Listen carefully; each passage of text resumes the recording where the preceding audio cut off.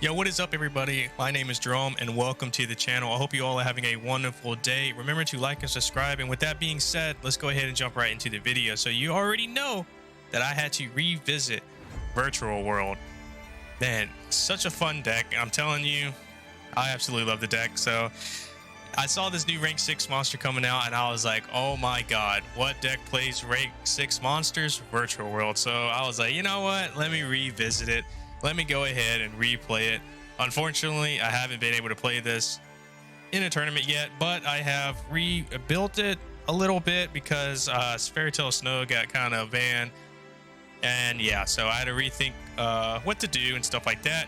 But thankfully, we had a new XYZ monster. I don't know if it's new or not, but I did know that it came out in the Megatins, and I've been looking at it. Ever since I saw it and read it, I was like, this card would fit perfectly inside Virtual World. So I went ahead, put it in, and play tested it, and my god, it works. With this build, you can Scythe Lock your opponent like 3 turns, possibly 4 turns in a row, depending on how you play it out. So it's pretty nuts. But anyways, let's go ahead and jump right into it. Starting off with, obviously, your monsters. The most important one, you got the 3 Lulus, and the second most important one, which is your 3 GGs. And then you got your 2 Laulau and your 2 Lili. I only do 2 Laulau and 2 Lili because I think that these two are the bricks, and you never want to see them that often. You only want to see them like once or twice per game, so I only play them at 2. And then obviously you got your 2 Ninian. And yeah, that's about it. That's all the Virtual World monsters. And you got your 1 Scythe. Most important card. Not really, but it's it is really needed if you're going first. Then you got, for the hand traps, only 3 hand traps, and I did 3 Adrolan Lockbirds. Now, the reason why I went with Adrolan Lockbirds over any other hand trap is because with a Virtual World, you pretty much have a field control, right? You're gonna have boss monsters, big monsters on the field that either negate things or just are very hard to get over because they're like either like Final Sigma or Baron or anything like that, right? It's very hard for your opponents to get over that, and you have Chuchi to pop something. You have field control, and also I play the adventure package, so you're going to have Omni negates. So it's very hard for your opponent to like break your board in a sense, unless they have Dark Ruler, then that sucks. But one thing you don't have any control over is your opponent's hand. So what is the one card that can pretty much stop your opponent from getting like everything to their hand? And that is none other than Adrolan Lockbird. So I think that with this, it's like you basically, if you can lock down your opponent with Scythe Lock and with big monsters on board, and then you also have Adrolan Lockbird in your hand to hit any of their draw power or whatnot, that's pretty much game. Like it's for sure they're not going to be able to do anything. And then I do this small package of the adventures. So 2 of the Enchantress, 1 of the Griffin, and then I do 2 Rights, 1 Fateful, and 1 Draco back. I think that this is correct in this deck. I wouldn't play, if I had to play a 3rd copy of anything, it'd probably be the 3rd Water Enchantress, but that's about it. You don't really need to do a huge package, and the reason is because you play Beatrice, so you're always going to be able to have some way of getting to it really quickly. I mean, you draw cards, you dump cards from the deck to the graveyard. You're pretty much solid with that. And then moving on to the spells, obviously you got your 3 Qualoons, and you got your 3 Winglongs. I guess that's how you pronounce them. I don't know. So, but those are the most important ones when it comes to the spells. And then you got your Foolish, and then your other Foolish, and then you got your Called By. And these are the one-ofs when it comes to the spell section.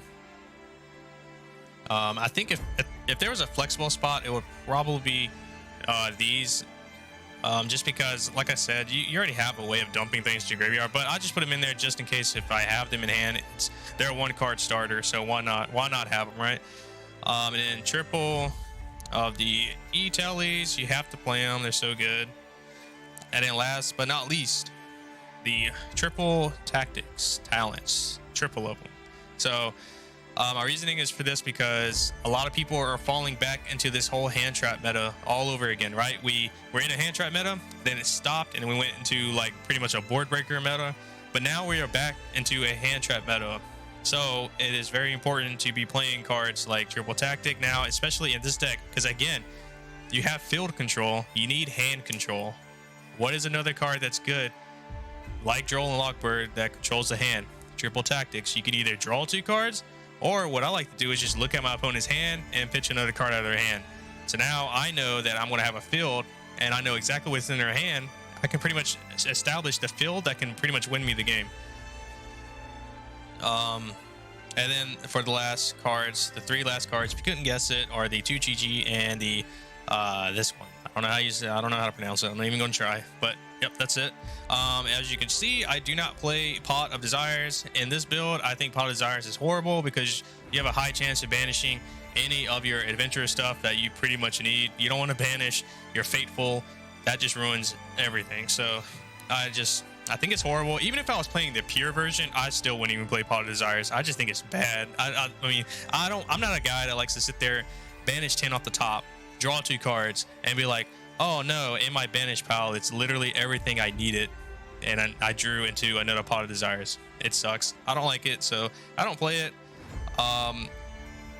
And obviously, because I know the adventure stuff is now expensive again. If you can't afford it, just play the hand traps. Hand traps are now like relatively cheap, so you should have no problem playing.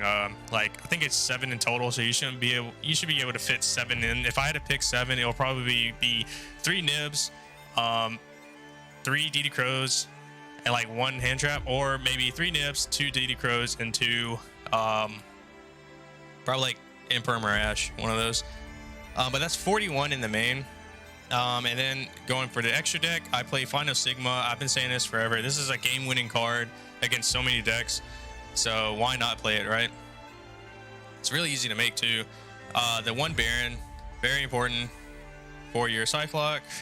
I played this just in case. I know that we don't have snow anymore, but you still banish cards, and on top of that, your opponent will more than likely banish cards as well. So you summon this out. This is a big problematic card. A lot of people don't really know how to get over this, right? Like, yeah, they can't destroy it. They have to attack over it. And how they're going to do that? So they have to like negate its effect. It's like a huge loophole that a lot of people have to fight through.